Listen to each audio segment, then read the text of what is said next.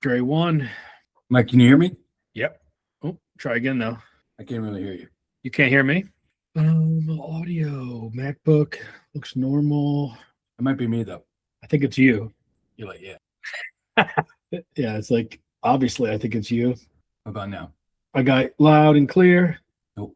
Test. You got Mike Manzi, A, B, C, D, E, F, G. Mike Manzi's right here with ye.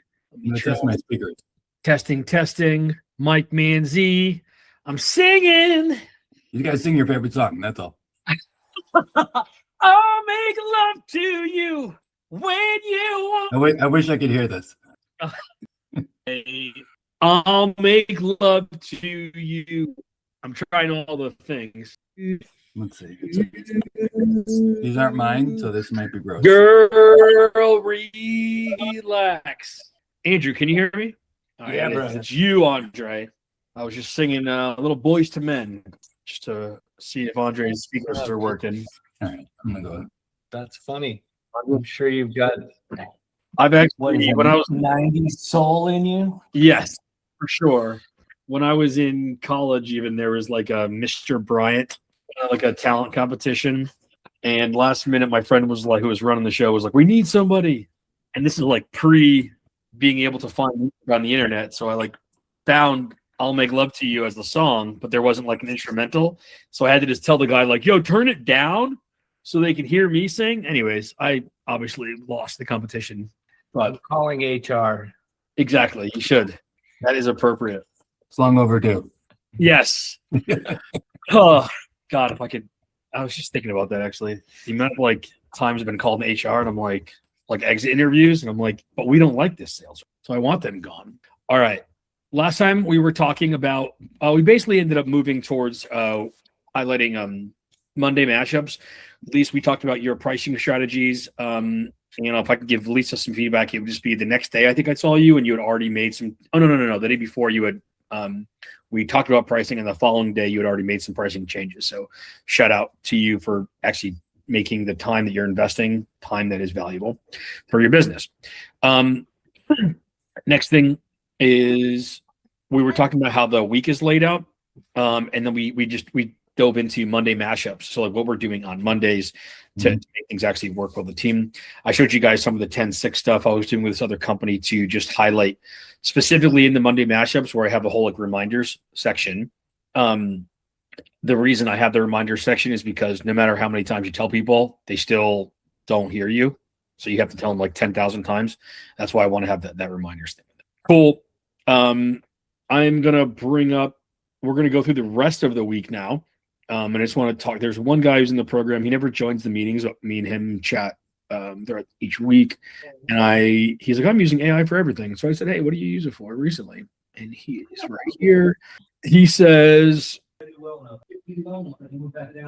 this is what he was saying. He's like, I have a Claude connect to Slack and connect to Salesforce. And this gets sent out specifically for his SDRs that he has every day. So it auto sends and it also populates prep docs ahead of people's meetings with information on that meeting. So just another thing you could be doing. I'm assuming it's fed in automatically from prompts he's saved. Yeah. So if you use Claude Cowork, it's just like the desktop, whatever one, it can do stuff for you. So you just say like, "Hey," I'll show you an example right now. Actually, I'm building one right now. Conversation. No, that's not the one. I'm doing it right now. I'll just share my screen and then we'll go into stuff. So like in here, I was like, "Hey, I want to automatically send to select people a couple times a day. I want you to rotate what you say based on a few different things." So it asks me some questions, but it's going to build an agent to send these things. And then, so he's doing a very specific thing like this. I just have it send this, but I'm like, I want you to look at the data and understand where they're at. So instead of saying like, you've done 96 calls, I wanted to be like, you're 4 calls away from blank. And then I want you to rotate through. I was like, I want like encouraging notes, feedback notes, good or bad feedback, to-dos, reminders. And so it's going to like create 4 or 5 different things it could say in those 4 categories and then rotate what those things are for everybody. So it is, yes, fed a prompt ultimately, but it's more than a prompt. It's more like a whole conversation that then will do shit. That makes sense. Now, sorry, last question about this specifically. Now, with those other agents involved or the agent involved, does it send that feedback specifically, or will it rotate each day the feedback? It's going to rotate each day. So each day it's going to rotate. So there's like 5 things I wanted to do. Mm-hmm. So it's rotating a few things. One, it's going to rotate what everybody gets. So that way not everybody is getting, like, it's not like as though every Monday it's bad, every Tuesday it's good, every Thursday it's whatever. Yeah. It'll rotate what you get. And then the other is within feedback, it will rotate what it talks about. So like Monday, one day it might be around calls. The next day it might be around emails, as a simple example. Nice. Okay. And then I'll just adjust it as we go to be like, I want it to be more encouraging or whatever. But those are a couple things you could do to try to take things off of your plate, in addition to all the wonderful chat GPTs you guys have access to doing your call feedback, telling you what template you're using or whatever else. So that was kind of my next question was, like, we utilize Copilot. I mean, obviously, but the weird part is we don't pay for the desktop version. So like you kind of have to save in your persona the prompts that you want to keep the memory of. Yep. Like, or tell it to remember.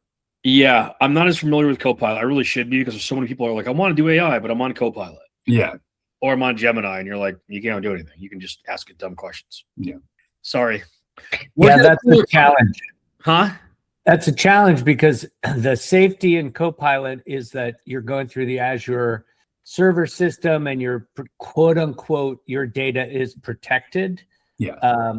Using Microsoft, right? So, my initial reaction was just get yourself a subscription to Claude and start working. But then you're exposing your data to Claude, and your company is going to get really uncomfortable with that. And it might even be violating your contract, et cetera. So you got to be super careful with all that stuff. And there are ways around it, though. There are. I will take this one note to say. So I used to work at a company called Time Doctor, and we would track what you did on your computer, and it was a lot used during COVID to make sure people were like working or whatever. Yeah. But then I found so many companies that were like, we already have this data, we just don't surface it up. But like, if we want to see like who's using a certain software or whatever, we can put a thing into like whatever tool they have to see all the 10,000 computers that what the people are using. So a lot of times you're like, I'm getting away with this. And it's randomly, it'll be like, you're using Claude for everything. We saw you fucking dump all of our client data in. You're fired. All right. Rocking and rolling. So starting here, this is what a typical week looks like. The overall philosophy around how you want to build weeks, the higher up in an organization you go, the bigger the blocks of time that you need, because you're not doing tasks, you're thinking about stuff. And so the context switching is much more sensitive, and you might need in 45 minutes to sort of get into something. Whereas, make a phone call to somebody doesn't require that much work. For that reason, I'm massive on bulk doing tasks to be like, these are all of my one-on-ones in a row, back to back. Wicked annoying day. It sucks. But when it's one-on-one, wait a half hour, one-on-one, wait a half hour, wait a half hour, you don't get anything accomplished. I did not get a chance to eat my own dog food here. You see all these meetings were like last minute. I had to meet with all these people, and I was trying so hard to get them booked in exactly back to back. But what I did here? Nothing. What did I do here? Nothing. What did I do just now? It made a smoothie and sat outside.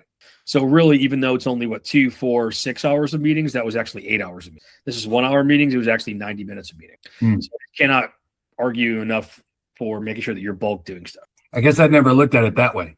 Right. But I want you to, if you're honest with yourself, Andre, when you have the time in between meetings, are you checking Slack, checking Teams, responding to a couple of emails? No. Realistically, no. Are you like, you're getting right back into, you're working on project X, and then that's where, like you just said, you mentioned you made a smoothie. That's where I'll get up and do whatever I got to do, whether that's grabbing coffee, water, bathroom. And what I'll argue is, I bet you half of that shit you don't actually have to do. Not have to, but you know what I mean? It's like just like a mental break. Yeah. Sure, it's a mental break, but so if you have it, you'll take it. This is so one thing I'll say too on time management, because we're talking about that now randomly, which is great. Is I'm big on, if I do want to put a block on my calendar, I will put a 90-minute block on my calendar, because I know myself. Minute that I get to jump into that 90-minute block of things, I'm going to go work on whatever. Mhm. I'm going to go make a smoothie, have some coffee, scroll TikTok for a few minutes, look up and realize 35 minutes have gone by and go, what the fuck? Now, when that happens and I now only have 25 minutes left because it's an hour, I just keep doing, I go, I'll check emails for 10 more minutes. And then Sure enough. but when it's an hour, when it's 90 minutes, then you go, dude, you have 60 minutes, basically, like 55 minutes. Go do your job. All right. All right. I don't want to go through that. So Monday mashups we went through. Okay. I feel like offsites are not relevant to you guys right now, so I don't want to do that. Let's go into trainings. So on Thursdays when we're running trainings or whatever, the way I like to run trainings with salespeople is I want to tell them what it is, what we're doing, and why for like a few minutes. I want to show them for a few minutes. And then the rest of it is, how do I get this to be muscle memory? Because basically the idea is like, I need to get my knowledge into deep storage. And what we often do as managers is we get things into short-term storage.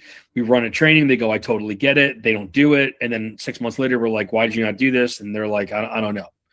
Or we don't realize that we give them training and then we do another one and another one and another one. And now you guys have probably all felt this when you're on a call and you just feel like you sense this like 85 trainings above your head and you can't like just be yourself. So we want to get to deep storage. Okay. How do we do this? So the first thing that you want to do to run a great training with your team is identify the sentence that can solve the core of the problem. So for example, we're having trouble getting stakeholders involved. Okay.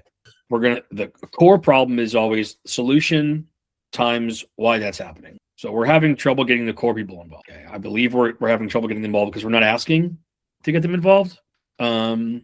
So why are we not asking them to get involved? We're not asking because they're afraid. Okay. So now what I'm going to do is I'm going to try to create a sentence that can make it less scary. Or, hey, right now we're clients are ghosting us. Okay. What do we think is the reason why clients are ghosting us? Because they get the price and they don't need anything else. Okay. Why are they getting the price and not needing anything else from us? Because we don't have anything to provide them with after we give them the price. Okay. What is a sentence I can say that will create value on the next call to get them to want to join them? So this is the like mental math I'm doing to figure out like what is the training. This is really important because often we're bad at getting stakeholders. I'm going to run a training on stakeholders. And what we do is we just dump all of our info on stakeholders. Here's why we got to do it. Here's 10 ways I've done it. Here's 60 examples. Let's go around the room. Let's role play a couple times. And it doesn't stick because we just threw a bunch of stuff. But what does stick is when you're like, hey guys, moving forward, since you are afraid, it's scary to ask about stakeholders, we're going to use this new sentence. And the sentence is, pick one, but I'll give one here. If you can get your boss in the line for the next call, I'd love to thank you in the form of a 10% discount. Nice, simple one. Easy, for example. Okay. So now I've got my sentence, and it's so much easier to remember of like, just say this than the 65 different things people said and the nuance they said it with and whatever. So now I'm only carrying 1 byte of data, not 25 bytes, 250 kilobytes of data. That's step 1. So step 2, really. 1, what is the core problem? So like, what is the sentence I can say that will solve the core problem? 2 is I'm going to tell them why we're running it. And here's the new sentence. 3 is I have them do it in their own words. So I'll be like, this is how I'm saying it. You guys don't speak like I speak. So can you repeat this to me, but in your own lingo? So it might be like, hey man, I'd love to give you 10% off if we can get that. Cool, man. That's good enough. If we could get your person on the line, I will give you 10% off. No. And here's why. You missed the essence of it, which is as a thank you, that thank you bit is the essence. Try that again. I would obviously appreciate if you got your boss on the line so I could give you a discount if you did that. Good. How about you? Okay. And that's really it. That's training.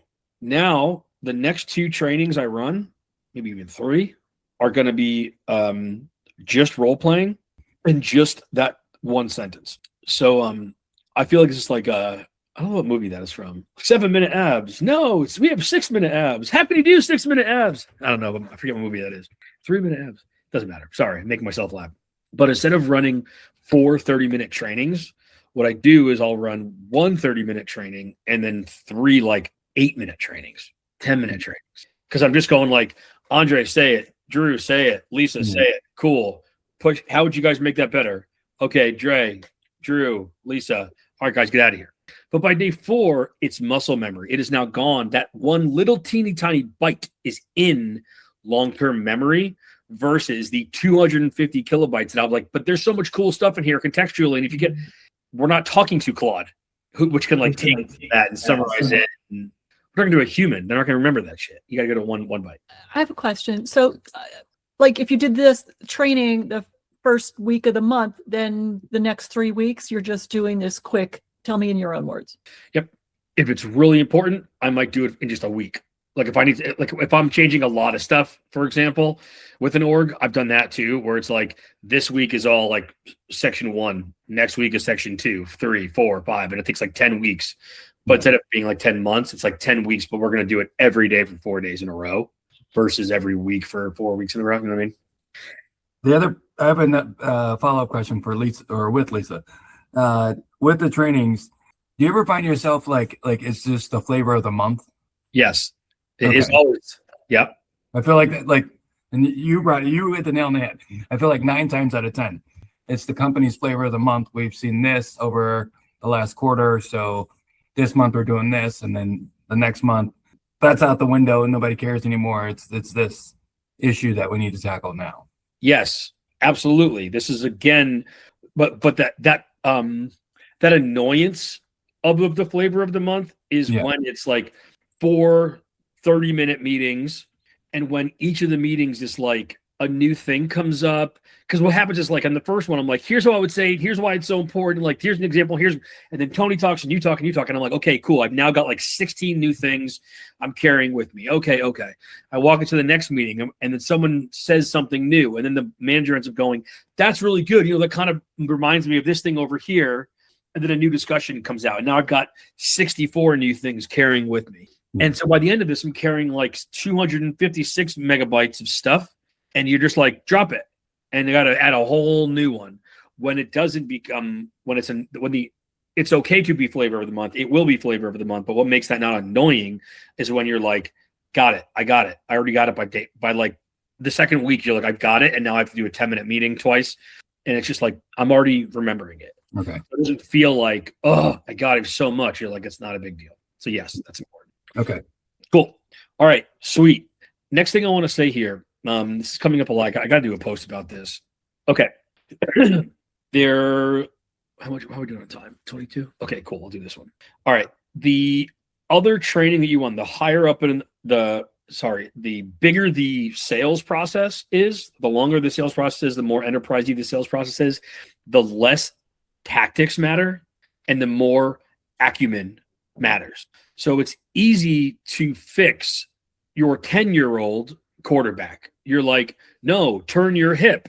It's hard to fix Tom Brady. You're like, all right, what are you picking up when you're looking at the field, the defense right now? And here's the quarter, and what are you thinking about? None of that. Like, I don't care about your hip. You know all the things. You have all the tactics to do this correctly. It's more like what your vision.